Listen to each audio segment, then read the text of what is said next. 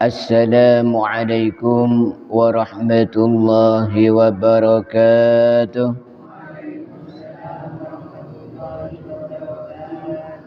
Alhamdulillahilladzi yuridul yusra bina wa la yuridul usra bina.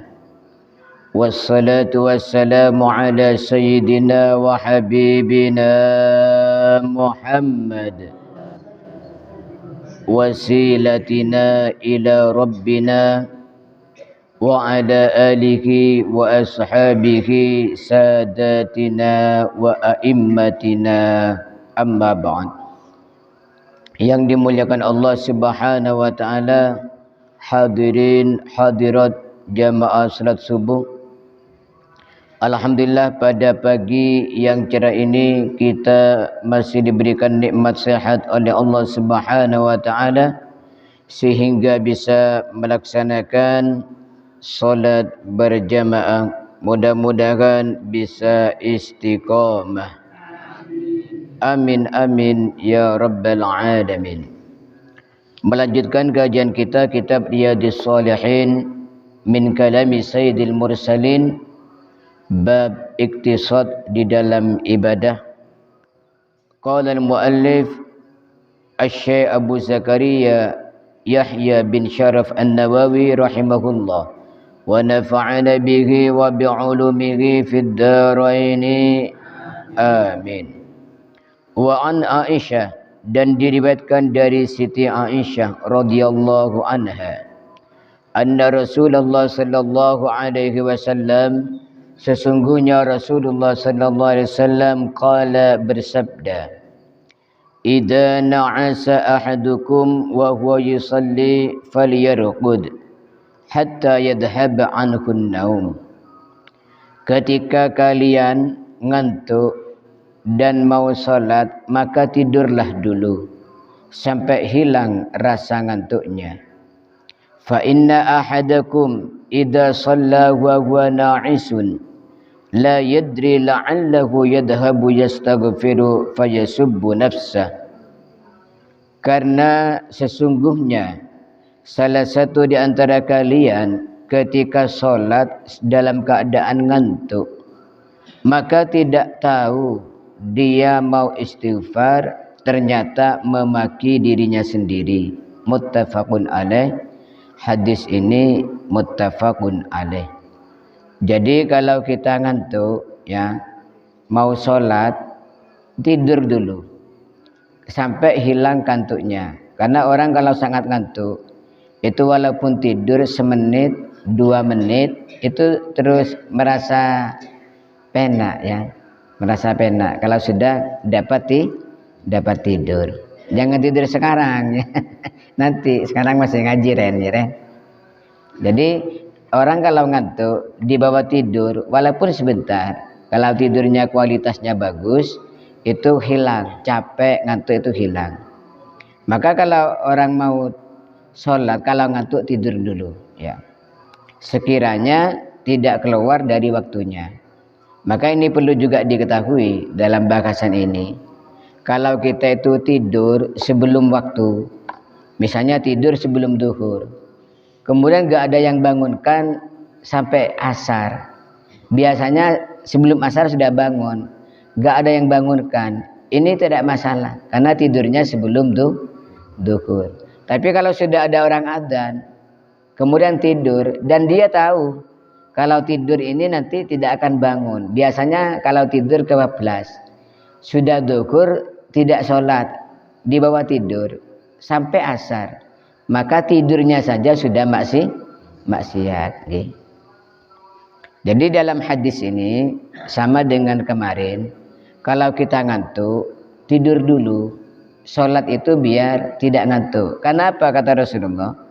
Kalau ngantuk nanti jangan-jangan mau istighfar malah memaki dirinya sendiri. Misalnya Rabbighfirli warhamni wajburni wahdini wa'afini wa'fu anni, maunya seperti itu. Tapi ternyata Rabbighfirli karena ngantuk, Rabbi la taghfirli, ya Allah jangan ampuni saya ya. Atau benar Rabbighfirlinya ke belakangnya salah, Rabbighfirli wa la tarhamni, ya Allah ampuni saya tapi jangan kasihi saya ya. bisa bahaya. Ya. Wa an Abi Abdullah Jabir bin Samurah radhiyallahu anhuma qala kuntu usalli ma'an nabi as-salawat fakanat salatuhu qasdan wa khutbatuhu qasdan rawahu Muslim. Saya sholat bersama Nabi beberapa sholat. Saya ini sering jamaah dengan kanjeng Nabi. Katanya sahabat Jabir bin Samrah. Maka Rasulullah itu sholatnya qasdan. Khutbahnya juga qasdan. Jadi Rasulullah itu kalau sholat qasdan. Qasdan ini apa? Qauluhu qasdan ay bainat tuli wal qasri. Antara panjang dan pendek, ya. Tidak terlalu panjang tetapi tidak terlalu sangat pendek, sedang-sedang, baik khutbah maupun ketika beliau sholat. Padahal kalau sholat sendiri Rasulullah itu kalau sujud sampai oleh istrinya dikira meninggal dunia karena tidak bergerak, lama banget sujudnya. Tapi kalau sholat dengan orang itu ringkas, ya. Tidak terlalu panjang dan tidak terlalu pendek, sedang-sedang.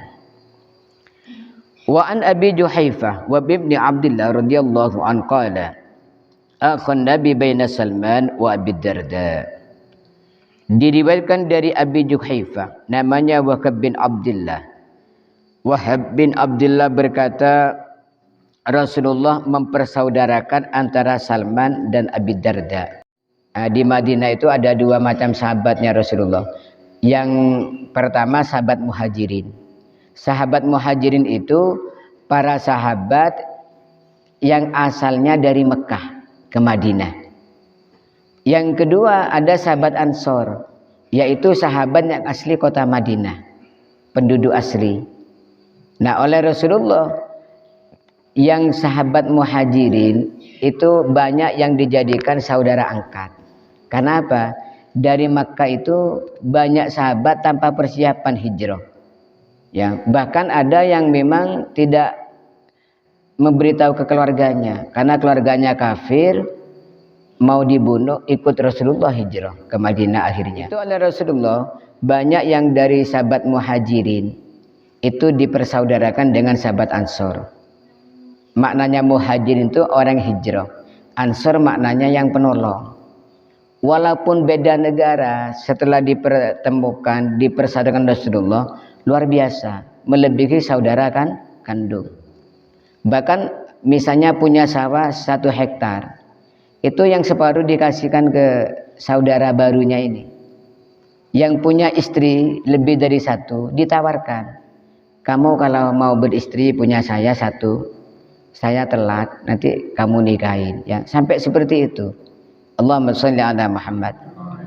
Nah, diantaranya yang dijadikan saudara oleh Rasulullah adalah sahabat Salman dan sahabat Abi Darda. Fazara Salman Abi Darda. Suatu ketika Salman ini datang ke Abu Darda, ya, namanya saudara, sekali-kalilah nginep di rumah saudaranya. Fara'a Ummat Darda mubtadalatan. Maka setelah di rumahnya Abi Darda, sahabat Salman ini melihat istrinya Abi Darda ini pakaiannya sederhana, sangat sederhana. Heran, ya, di kalangan sahabat di zaman Rasulullah, seorang istri kalau di rumah itu pakaiannya mewah, pakaian yang terbaik yang dipakai, ya. Ini yang agak terbalik dari zaman sekarang, ya. Kalau zaman sekarang kadang-kadang perempuan-perempuan itu kalau mau ke pasar, ya, pakaian yang baik. Kalau mau bowo itu pakaiannya baik. Kalau hari-hari biasa di depan suaminya tidak genap pakaiannya, ya, compang-camping kadang-kadang. Nah ini ya Pak, tapi tidak semuanya, ya, tidak semuanya. Di kalangan Rasulullah kalau keluar itu biasa, pakaiannya sederhana, tapi kalau di rumah pakaiannya mewah. Bagaimana seorang suami itu senang memandangnya. Maka ketika sahabat Salman melihat istrinya Abi Darda ini pakaiannya sederhana, heran. Faqala, maka sahabat Salman berkata, "Masya'nuk?" Loh, Mbak ipar, kenapa kamu kok pakaian kayak ini? Sederhana sekali. Qalat, maka iparnya tadi menjawab, istrinya Abu Darda tadi menjawab, "Aku ka Abu Darda laisa lahu hajatun fid dunya." Ya, saya pakai seperti ini karena walaupun saya pakaian bagus, saudara kamu tuh tidak punya keinginan sama sekali ke dunia, termasuk ke istri ya. Jadi selama ini saya kalau malam ya tidur sendirian, siang juga apalagi, selalu sholat malam terus. Kalau malam itu sudah siap-siap baca Quran, sholat malam, seperti itu. Saudara kamu itu orang dekat kepada Allah ya. Faja'a Abu Darda, maka setelah itu Abu Darda datang. Fasana alahu ta'aman, maka oleh Abu Darda sudah dimasakkan Salman. Iya sudah siap masakannya, nunggu jenengan yang mau makan, katanya istrinya Abu Darda. Faqala lahu, maka sahabat Abu Darda berkata kepada Salman, "Kul fa inni shaim." Makan dek, sudah makan kamu ya, saya puasa. Jadi sahabat Abu Darda ternyata puasa, padahal ada saudaranya ya. Jadi saudaranya suruh makan sendiri. Udah makan dek kamu dek, aku puasa. Qala ma anna biakilin hatta ta'kul. Ya udah saya enggak makan juga, kecuali makan dengan sampean. Qala ma anna biakilin hatta na'kul. Saya enggak akan makan bang kecuali makan dengan sampean. Fa'akala, maka kemudian makan. Jadi setelah diajak oleh Salman, aduh makan aja bang, kamu kan puasa sunnah bang, masa ada saudaranya dari jauh tidak ditemani makannya. Makan ayo, kalau kamu enggak makan saya juga enggak makan loh. Akhirnya makan semua berdua. Falamma kana al-lail dhahaba Abu Darda liyakum. Setelah malam ya, setelah malam Abu Darda mau pergi ambil sajadah ya. Loh, mau kemana bang? Mau sholat malam. Ini waktunya sholat malam kalau saya. Faqala lahu nam. Jangan bang, tidur dulu, tidur. Ini waktunya tidur bang. Udah kamu tidur aja. Saya memang biasa kalau jam segini sudah sholat malam saya. Enggak, saya enggak mau tidur kalau sama enggak tidur ya. Akhirnya ya udah kalau gitu aku tidur. Ya jangan tidur di sini, kamu punya istri. Tidur sana ke kamar ya. Akhirnya Abu Darda tidur ke kamarnya. Fanama thumma dhahaba yakum. Ya, setelah jam 10:30 bangun lagi. Bangun bawa sejadah. 10:30. Loh, bang mau kemana? Faqadalahu. Nam, tidur dulu bang, ini masih jam 10:30. Kalau tahajud itu nanti jam 3 pas 2:30. Ini masih 10:30, tidur dulu. Akhirnya tidur lagi Abu Darda. Falamma kana min akhiril lail, setelah akhir malam ya sekitar jam 3 atau 3:30, qala Salman, sahabat Salman kemudian berkata, "Qumul an." Bang, ayo kalau sekarang bangun bang. Ini sudah 3:30. Sudah 3:30. Ayo bangun kalau sekarang bang. Fasallaya jami'an, akhirnya salat tahajud semuanya ya bersama-sama. Faqala lahu Salman, setelah salat Salman berkata, "Inna li rabbika 'alaika haqqan wa inna li nafsika 'alaika haqqan wa inna li ahlika 'alaika haqqan fa'ati kulladzi haqqin haqqah." Bang, begini bang ya, Tuhan kita itu punya hak bang. Kemudian badan abang juga punya hak, istri abang juga punya hak ya. Allah punya hak bang, tapi diri abang juga punya hak. Harus ada istirahat bang, biar nggak sakit ya. Jangan sholat terus kalau malam, istirahat dulu. Kemudian istri abang juga punya hak. Seorang istri perlu ditemani ya. Maka berilah haknya itu masing-masing. Allah juga berikan haknya, abang untuk waktu istirahat berikan haknya, istri ditemani juga perlu hak. Ya udah, iya saya siap melaksanakan.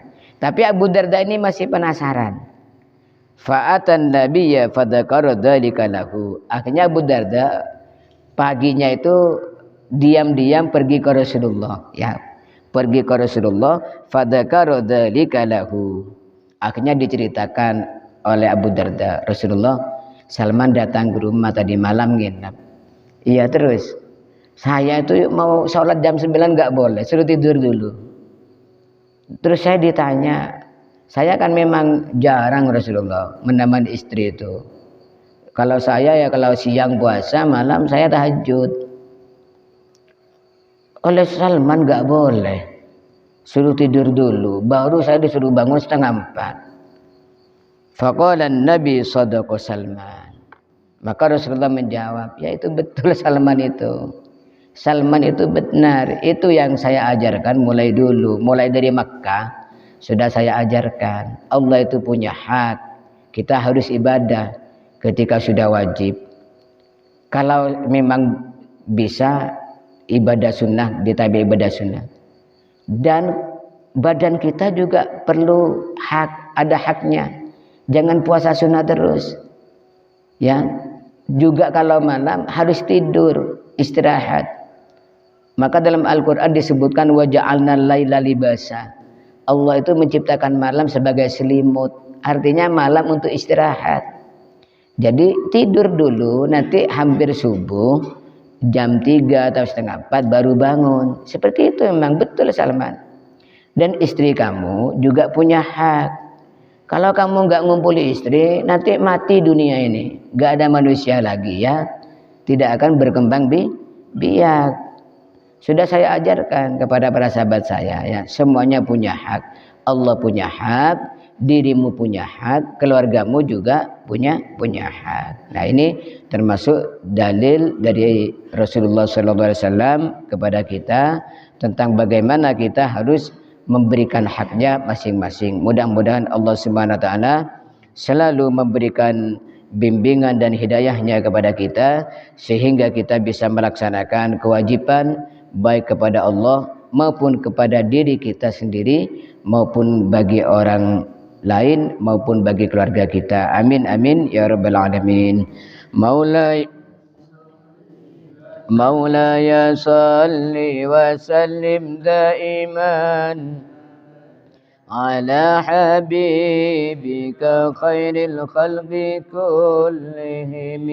Ya Rabbi bil Mustafa balligh maqasidana waghfir lana ya wasi'al karami Muhammadun sayyidul kaunaini wattaqalaini wal fariqaini min urbin wa min ajami nabiyunal amirun nagi fala ahadun abar wa fi qawlila minhu wa la na'ami huwal habibul ladhi turja syafa'atuhu likulli hawlim minal ahwali muqtahami.